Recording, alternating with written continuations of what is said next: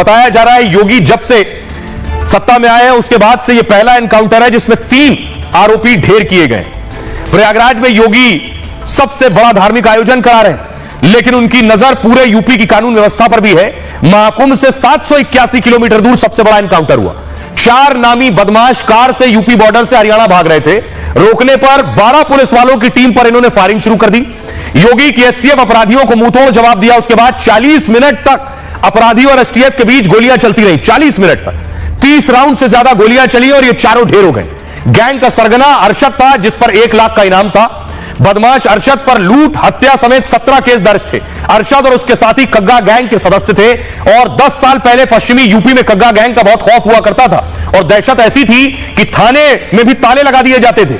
कग्गा gang के सदस्य अब यूपी से ज्यादा हरियाणा में सक्रिय थे। पुराने मामलों को लेकर यूपी पुलिस से बचते छिप रहे थे और रात 2 बजे पुलिस को चकमा देकर हरियाणा भाग रहे थे और उनके पास कारबान, पिस्तौल समेत भारी हथियार मौजूद थे, लेकिन योगी की पुलिस ने खूंखार बदमाशों को मार गिराया है।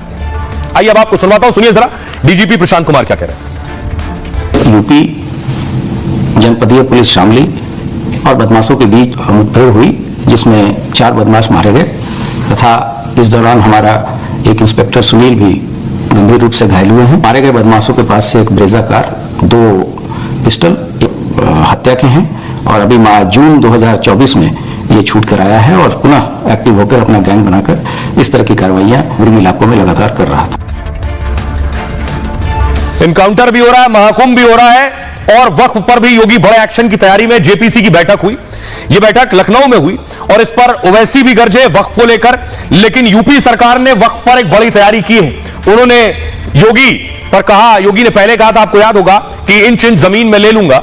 वक्फ पर छिड़ा घमासान यूपी में दरअसल और गहरा गया। योगी के मंत्री और ओवैसी आमने सामने आ गए। योगी सरकार का दावा यह है कि वक्फ की 78% जो जमीन है वो हमारी है। लखनऊ का जो इमामबाड़ा है, छोटा इमामबाड़ा, ये सरकार का है। अयोध्या का बहु बेगम मकबरा भी सरकार का है।